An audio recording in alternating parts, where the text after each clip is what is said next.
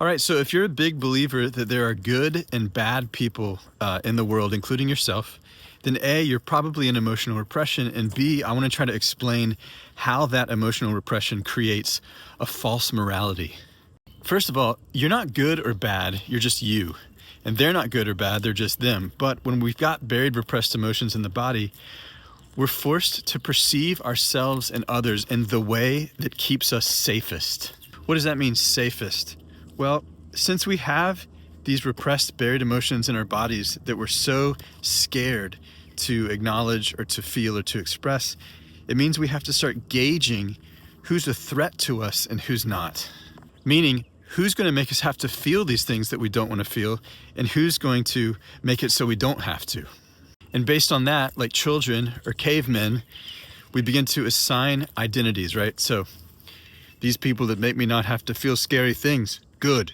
These people that make me have to feel scary things, bad. See how this is the genesis and foundation for a false morality? These people aren't actually bad or good. They just each operate in a way that keeps me safe or not. And then think about this. Good and bad, depending on whatever collection of beliefs you might have, becomes, religious or atheist, liberal, conservative, masculine, feminine, right? Insanely, many of us, as we start to get older and grow up, instead of seeing through or shedding these identities, we begin to become more rigidly identified with them. What's good, what's bad, what's right, what's wrong, what we should do, what we shouldn't do, right? This is why I think sometimes little kids look at adults and think, these people are lunatics.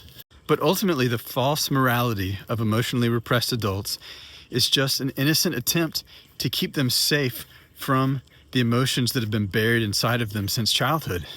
And the beauty of emotional repression work is that as you come out of emotional repression and you process those buried childhood emotions, that false morality becomes a very real morality.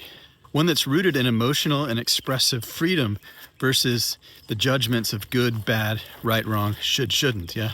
Just imagine not needing to believe anything to keep yourself safe anymore.